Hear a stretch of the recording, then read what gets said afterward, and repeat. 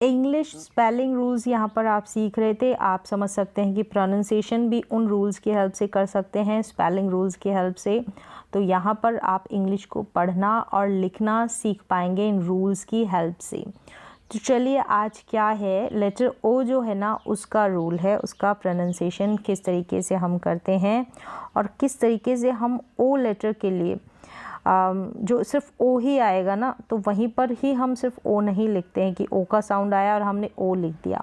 तो अलग अलग तरीक़ों से हम ओ लॉन्ग ओ का साउंड प्रोड्यूस करते हैं, प्रोनाउंस करते हैं, और वहाँ पर हम जो डिफरेंट स्पेलिंग लिखते हैं। तो कैसे लिखते हैं देखें, लॉन्ग ओ साउंड की टिप्स और ट्रिक्स यहाँ पर आप सीखेंगे। कैसे 5 तरीक़ों से हम जो है ओ साउंड की स्पेलिंग्स लिखते हैं। ओ साउंड की स्पेलिंग्स मतलब कि सिर्फ ओ आएगा वो भी ओ साउंड प्रोड्यूस करेगा, ओ साउंड आएगा यहाँ पर। अगर ओ ए लेटर आ जाता है तो यहाँ पर भी हम ओ प्रोनाउंस भी करते हैं और ओ के लिए हम ओ ए लिखते हैं। फिर यहाँ पर देखिए ओ और फिर एक कॉन्सोनेंट फिर ई आ जाएगा, तो यहाँ पर भी ओ का साउंड आता है और ये हम स्पेलिंग लिखते हैं।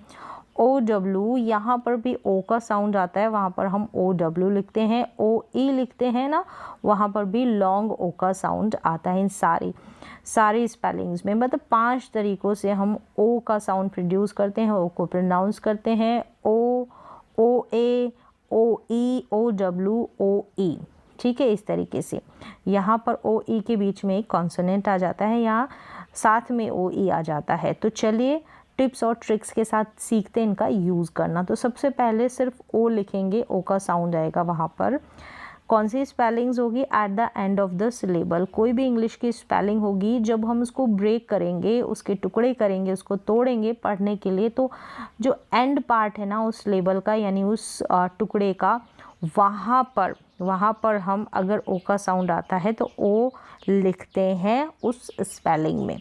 कैसे, जैसे यहाँ पर देखें ये फोकस है, हमने इसको ब्रेक किया, फो और कस। पहले फो बोलेंगे फिर कस बोलेंगे तो फो, तो यहाँ पर ओ का साउंड आ रहा है, हमने लिखा ओ। सेम ऐसे ही लोटस में देखिए लो और टस, तो लो है ना एल और फिर ओ लिखेंगे ओ के साउंड के लिए। हमने इन सिलेबल्स को ब्रेक किया, इन सारी स्पेलिंग्स को ब्रेक किया ना, तो जब ब्रेक होने पर जो लास्ट वाली सिलेबल होगी, यानी at the end of this syllable, यानी ये स्पेलिंग है, इसको जब अब हम ब्रेक करते हैं तो यहाँ पर एंड में अगर ओ का साउंड आता है ना, तो उसके लिए हम ओ लिखेंगे, vowel letter O.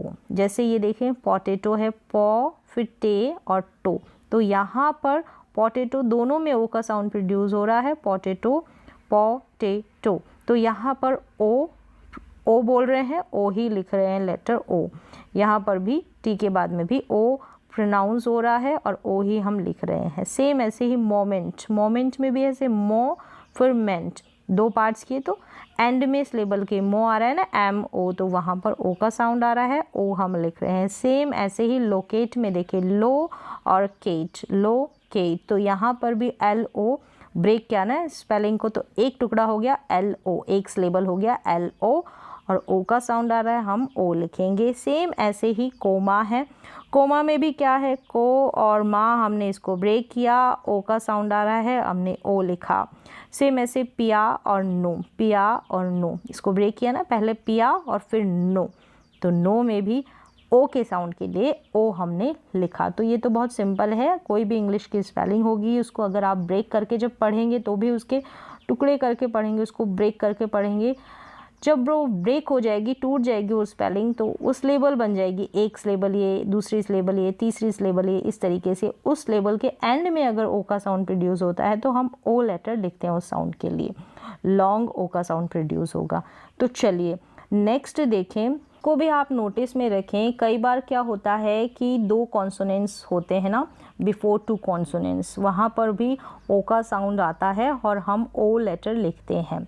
Not always but mostly O comes before 2 consonants, मतलब हमेशा नहीं होता है लेकिन अधिकतर ज़्यादातर ऐसा ही होता है। कुछ एक स्पेलिंग्स में नहीं होता होगा लेकिन मोस्टली ऐसा होता है कि ओ कम्स बिफोर 2 कॉन्सोनेंट्स। जैसे कि यहाँ पर आप देखें इन सारी स्पेलिंग्स में 2 कॉन्सोनेंट्स है, एल और डी का कॉम्बिनेशन है, एल और डी का कॉम्बिनेशन, उससे पहले लेटर ओ आ रहा है, तो उस कंडीशन में भी हम ओ साउंड के लिए ये जो वोवेल लेटर है ओ ही लिखेंगे और ओ ही प्रोनाउंस करेंगे, ओ साउंड प्रोनाउंस करेंगे।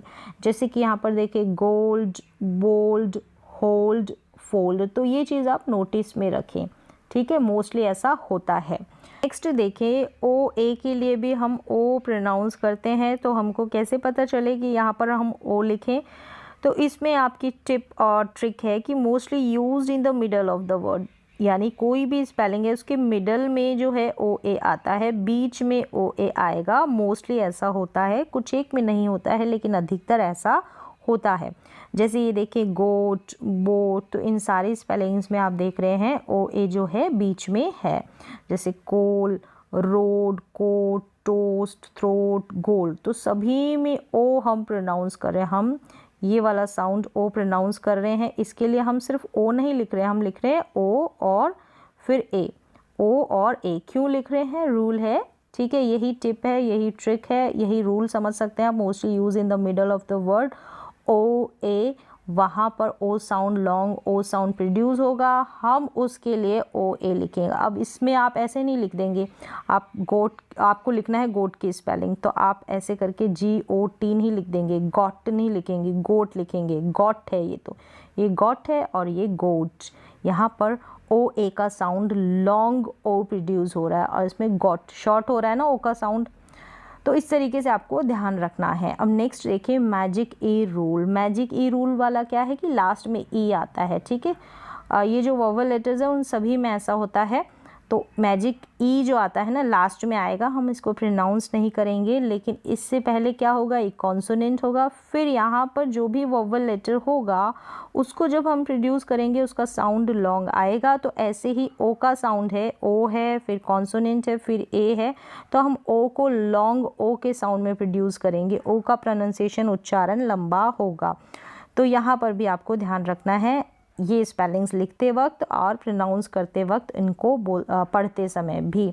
स्पेलिंग्स देख लें, जैसे होम है, अब इसको होम नहीं पढ़ेंगे, हम लॉन्ग पढ़ेंगे ओ का साउंड। होम है, hope, broke, smoke, drove, hole, फिर है नोट, नोज, फोन, स्टोल, तो इन सारे स्पेलिंग्स में आपको दिख रहा है लेटर ओ है, उसके बाद एक कॉन्सोनेंट है, जैसे कि यहाँ पर एम है, फिर पी है, के है, वी है, इस तरीके से, फिर लास्ट में क्या है, ई है। अब जो है ये ई है ना, इसको हम प्रोनाउंस नहीं करते हैं लेकिन लिखेंगे ज़रूर आप, तभी आपकी स्पेलिंग सही होगी, करेक्ट होगी। लेकिन इससे पहले जो कॉन्सोनेंट से भी पहले जो वोवेल लेटर होगा उसका जो प्रोनाउंसिएशन होगा, उसका उच्चारण लंबा होगा, उसको थोड़ा खींच के हम पढ़ेंगे, ये आपको ध्यान रखना है। चलिए, अब यहाँ पर एक चीज़ है, अब यहाँ पर आपका एक कन्फ्यूज़न क्रिएट होता है कि जैसे हमने ओ, फिर ये कॉन्सोनेंट लेटर आ रहा है ओ ई वाला कॉम्बिनेशन, और यहाँ पर देखा आपने यहाँ पर ओ ए वाला कॉम्बिनेशन, तो दोनों का जो प्रोनाउंसिएशन सेम हो रहा है, तो हमको कैसे पता चलेगा? इसकी क्या टिप है? इसकी जो टिप है एक ही है, रीडिंग करना।